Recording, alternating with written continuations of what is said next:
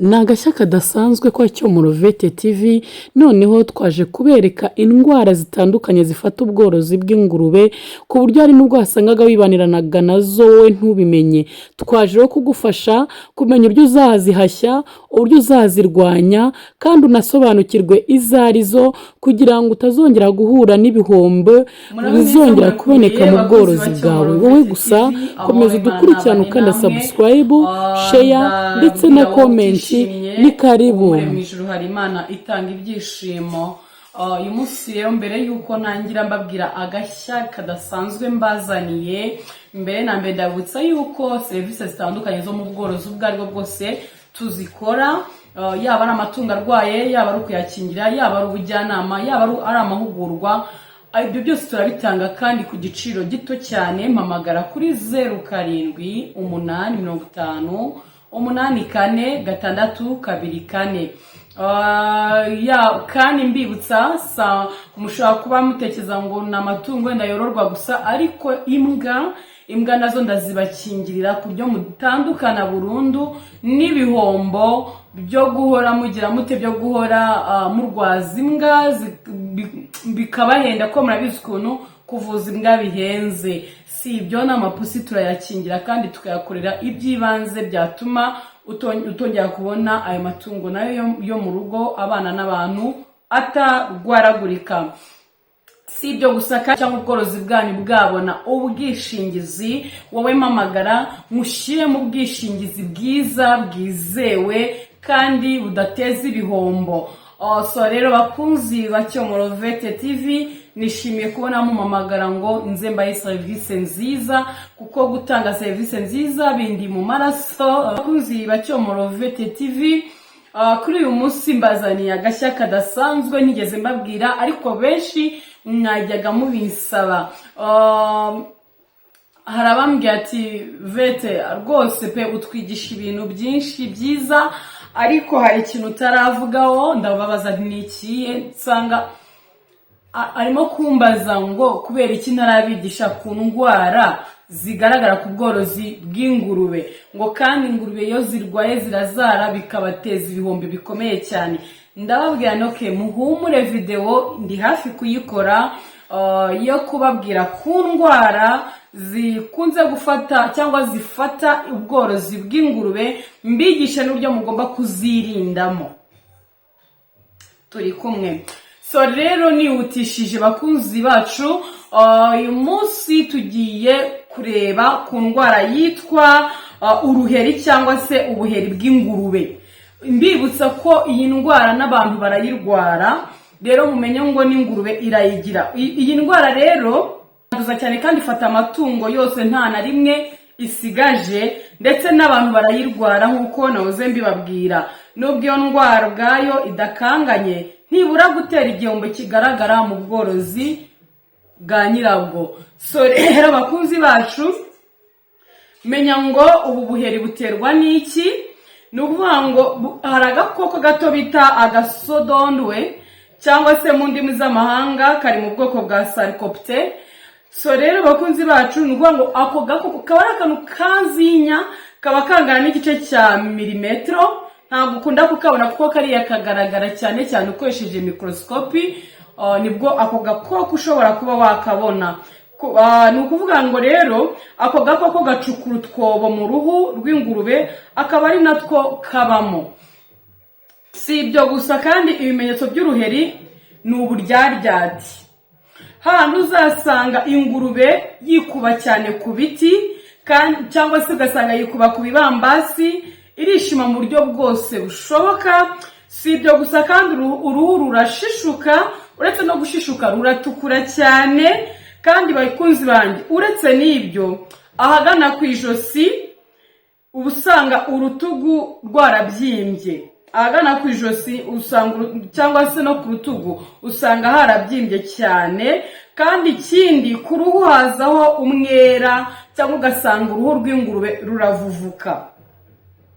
Si ibyo gusa, n'uruhu rurakomera cyane rukakugara ku matwi ndetse no ku ijosi hejuru no ku mugongo, amaherezo rugakomera cyane ndetse rukanasaduka. ibyo ngibyo niba ujya ubibona ku ngurube, jya umenya ngo ingurube yawe yarwaye iyi ndwara y'uruheri. So rero ingaruka, iyi ni episode ya mbere yo kubabwira ku ndwara, kuko indwara zifite ingurube ni nyinshi, ngomba kubabwiramo zimwe. Kuri episode ya kabiri nkazabahereza izindi ndwara tutavuze ngaha. Ingaruka rero ziba ku ngurube yarwaye uruheri ni izi ngizi: nuko ingurube kubera guhora yishima ubutaruhuka itakaza ibiro byinshi, nka za zindi urugero ziriya zino uba warapanze ngo nizo kubyibushya, ni ukuvuga ngo zo bigusaba ko mu gihe wapanze cyo kuzibyibushyamo ugomba kongera iki? Ugomba kongeraho ukwezi ku mezi wari waragennye yo kuzibyibushyamo, kuko uko zishimagura, uko ziribwa, uko ubona zibura amahoro kubera iyo ndwara, ntago zishobora kubyibuha nk'uko wowe wakabishatse, ntibishoboka. So rero ni ukuvuga ngo byibuze ugomba kumenya neza yuko ukwiriye gukora uko ushoboye, ukaba maso ingurube yawe igifatwa ukihutira kuyivuza, cyangwa se gushaka uko wabikemura nka nyiritungo. So rero bakuzi bacu, uburyo bwo kurwanya uruheri rero, umva uyu munsi nabazaniye ibintu byiza, kuko mba ndeba kukwigisha indwara, sinkwigisha uburyo wazirinda cyangwa uburyo wazirwanya, sinkwigisha uburyo uzitabara kugira ngo uhangane n'iyo ndwara yaguteye mu bworozi. Vraiment nta kintu naba ngufashije. Icyiza rero nuko naguha indwara, nkaguha n'uburyo ugomba kuyirinda no kuyirimbura burundu mu bworozi bwawe.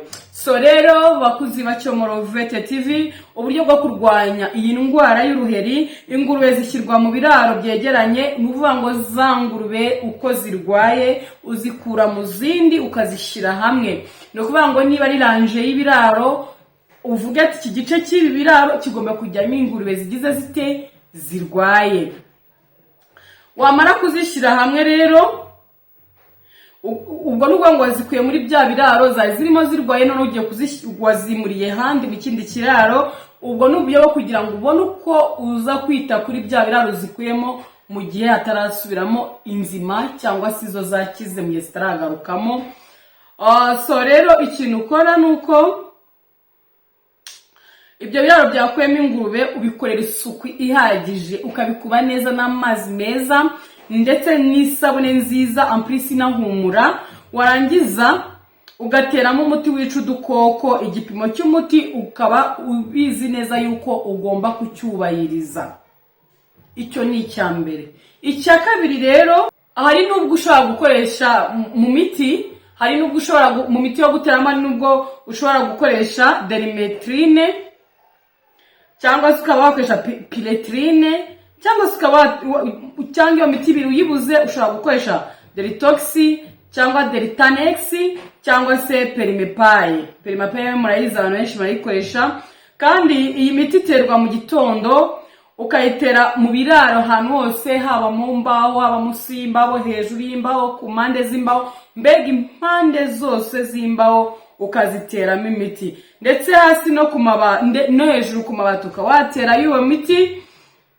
Ibyo biraro bigomba kuba nta kintu na kimwe kirimo umunsi wose, bikumuka neza, ndetse n'amanjwari cyangwa se aho zirira ugomba kuzoza neza, kugira ngo niba hari ahatarukiye wa muti utaza guhumanya izo ngurube.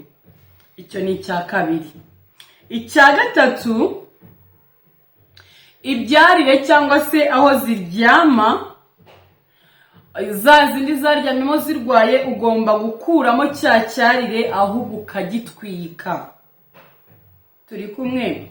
Ukagitwika neza ku buryo ubona byabaye ivu burundu. Ubwo ni uburyo bwiza bwo kurimbura no kurindura burundu iyo ndwara turi kuvugaho. Icya kane ni ukuvuga ngo ingurube zose ziterwa ivermectine cyangwa se wa muti w'inzoka, ukubahiriza ibipimo ugendeye kandi nanone ku biro by'itungo. Ikindi ukibuka ko uwo muti ugomba kuzaterwa mu ruhu. bantu mujya mwibeshya mugafata uyu muti mukawutera mu nyama ugasanga itungo ry'umworozi rigize ikibazo. Mubyibuke neza mbere yo gukoresha umuti mujye mubanza musome ku gakarito umuti uba wajemo. Ako nako nakari gaciyemo ngomba kubabwira kuko njya mpura n'aborozi benshi bahura n'icyo kibazo. Kandi ikindi ukajya ukoresha n'imiti yo kuhira. So rero bakunzi bacu, ikindi nababwira nuko ingurube zazahaye cyane ziterwa multivitamine. Ni ukuvuga ngo zangwe zarwaye ya ndwara zikazahara ukabona ko zazahawe, zigomba guterwa amavitamine. So ushobora kuba wabasha kuziterera cyangwa se nawe ukabahamagara umuvitamine akaguterera, ariko icy'ingenzi nuko wubahiriza amasomo ndi kukubwira cyangwa ndi kukwigisha. Ikindi utera iyi vitamine cyangwa multivitamine ugendeye ku biro kandi ukubahiriza ibipimo neza. Ukaba watera mu nyama.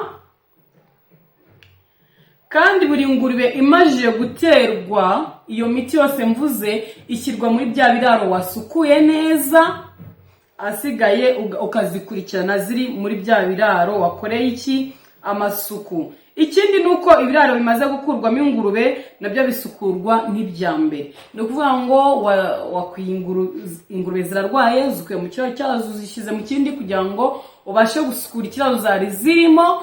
Noneho ikiraro urakirangije wubahije amasaha naguhaye, ufata za ngurube uzigare mu biraro byazo na hahandi zari ziri, ukazikorera amasuku, ukazikora nk'ibyo wakoreye ibiraro bya mbere.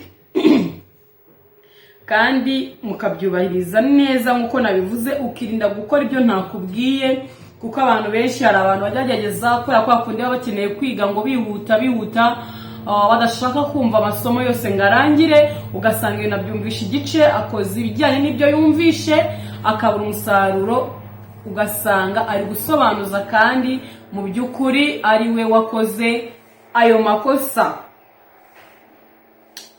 Icyo gikorwa gisubirwamo ubwa kabiri nyuma y'ibyumweru 2, hanyuma kikajya gikorwa buri mezi 6.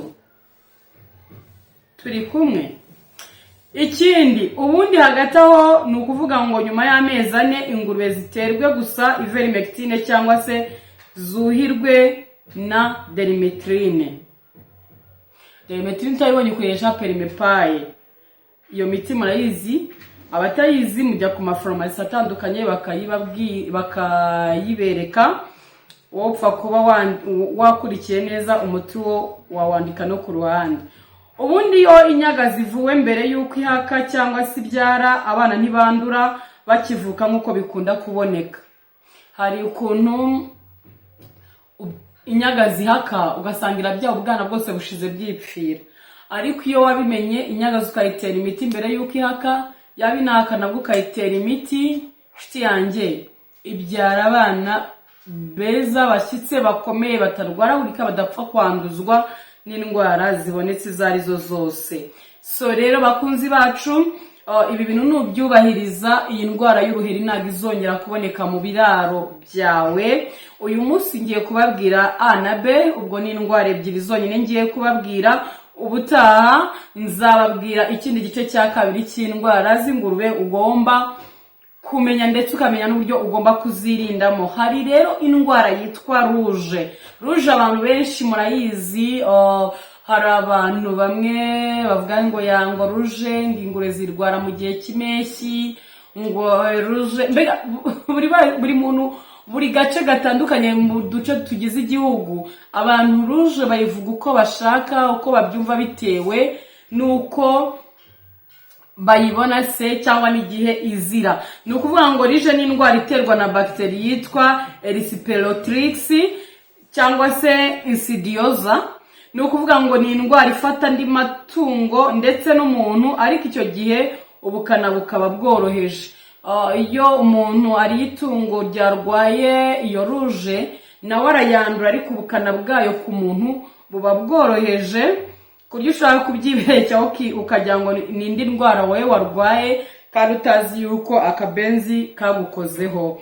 So rero ni ukuvuga ngo mikorobe y'iyo ndwara iboneka mu butaka. Natangiye mbabwira ngo iyi ndwara abantu benshi bavuga ngo ifata mu gihe cy'impeshyi, sibyo?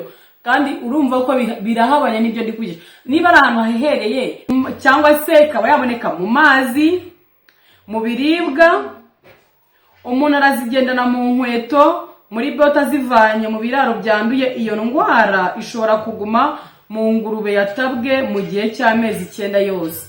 Bivuze ngo rero urumva ko iba ifite ubukana bukomeye cyane. Ari hantu njya mbabwira ngo ku biraro byanyu hajya hora hafunze, muhashyira umuti, uwunjiye mu biraro abanza akanagire muri uwo muti. Ibyo bintu byose ugomba kubyubahiriza. Impamvu nuko umuntu ashobora kuva mu kiraro cyanduye wenda ntanabizi, yagera mu kiraro cyawe akaba yanduje amatungo.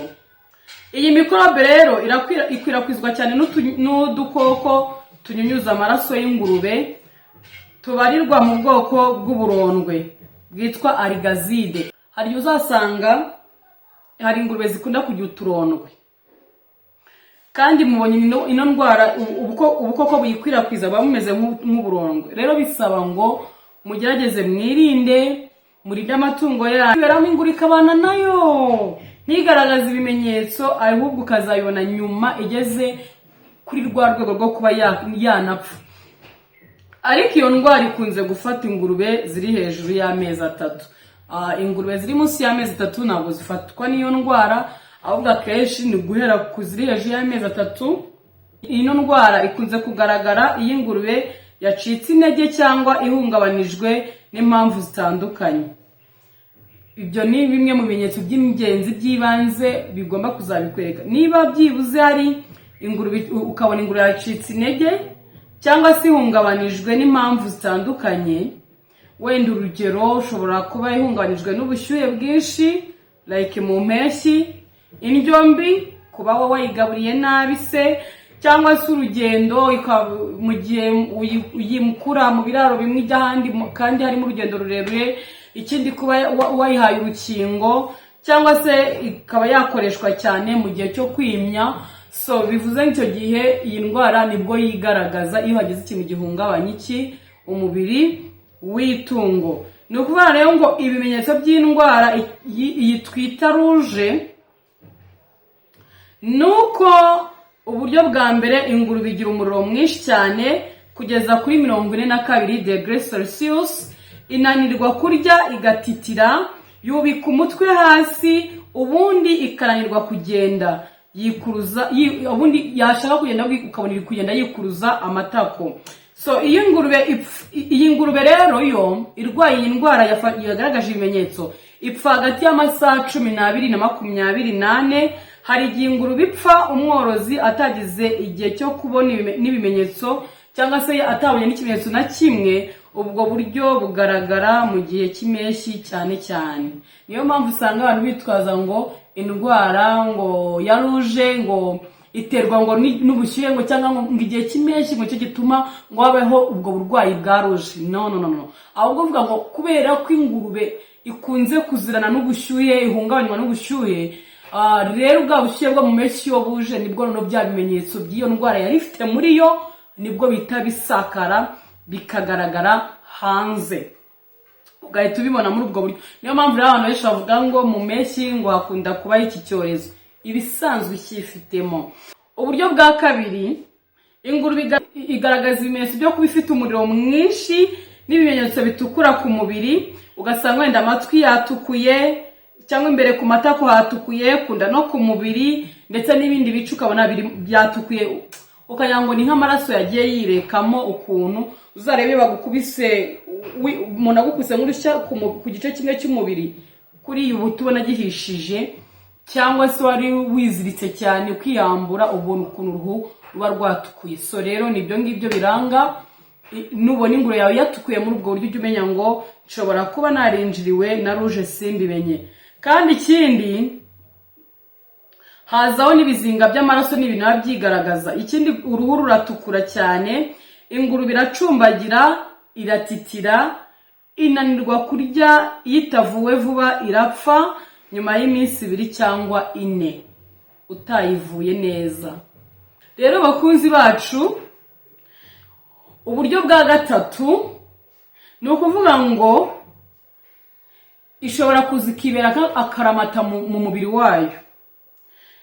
Ingurube yakize ibimenyetso twavuze haruguru kandi itavuwe ikunze kugumana ibisigisigi by'iyo ndwara. Uburwayi bw'umutima bituma ibyimba amaguru kubera iriya ndwara igenda ikatacinga ku mutima, noneho yangura ukajya ubona ibyimba amatako n'amaguru ndetse n'amaboko, warangiza ukagira ngo wenda ni kuvuga ati hari nk'abantu bibaho agahita yishima ngo ingurube ze ngo zibayeho neza, ngo zigabana neza, ngo zikabyibura, ukibeshya ukagira ngo ni ukubyiba ariko ziba ibirwaye. Ya ndwara kuko iba sometime hari ubwo ugira amahirwe ikaba yakikiza ariko ni gake cyane. Rero uko kwizirangira kiza ubona nta bimenyetso kigaragaza, bagenda bigafata umutima igahita ikurizamo indwara y'umutima, ugasanga ibyimbye amatako, ibyimba amaguru, ibyimba amaboko, hakabaho ubwirwara kubyimba no mu ngingo. Hari n'igihe haziramo n'izindi ndwara z'ibyuruzi nka salmonellosis, pasteurose. Izi ndwara nazibabwiyeho ariko nzibabwiye atari mu bworozi bw'ingurube. Rero uburyo bwo kuvura no kurinda ayandi matungo, uburyo ugomba kubikoramo mbabarira ntukupe video itararangira ubikurikirane neza nshuti yanjye, hato utazisanga mu bihombo ukavuga ngo Cyomurovete yagize ate ngo yaragushutse. Mugomba kunkurikirana neza. Iyo ndwara igaragaye, umworozi agomba guha ingurube zose imiti yica microbe. Hakunze gukoreshwa bita penicilline, igatangwa iminsi 3 yikurikiranye ku gipimo cyagenwe ndetse ugendeye no ku biro by'itungo. Kandi ku ngurube zarwaye hiyongeraho umuti urwanya umuriro n'ikibazo cyo kubabara mu ngingo. Hakunzwe gukoreshwa icyo twita umuti twita phenil, niko aborozi benshi bawuzi, cyangwa se phenylbutazone. Iyo hagaragayemo inda ku ruhu rw'ingurube cyangwa se arizo twita aligazide, koreshwe n'imiti yagenewe kurwanya utwo dukoko no gufuhera mu biraro hose. Nshuti zanjye, ukibona ingurube zawe, hari ukuntu ingurube ku ruhu usanga ifite utuntu tumeze nk'inda, icyo gihutire gufuhera ingurube, ufuhera ibiraro neza, ubyoze n'isuku kugira ngo ubwo bukoko bupfe. Si ibyo gusa kandi ugomba kwibuka gufukura akantu cyangwa se gufata ikintu kibase kitanyeganyega kigahora ku muryango, hagahoramo amazi abantu bakandagiramo bavuye hanze baje muri famu yawe, kugira ngo bakurindire amatungo nawe bwawe wirinda. Ndakwibutsa ko izi ndwara nkubwiye shuti ziteza igihombo. None ikibabaje ku ngurube ifite amezi cyangwa se ku ngurube ihaka, iyi ndwara iraza umva ikaguteza ibihombo, ingurube zikagenda zikaramburura.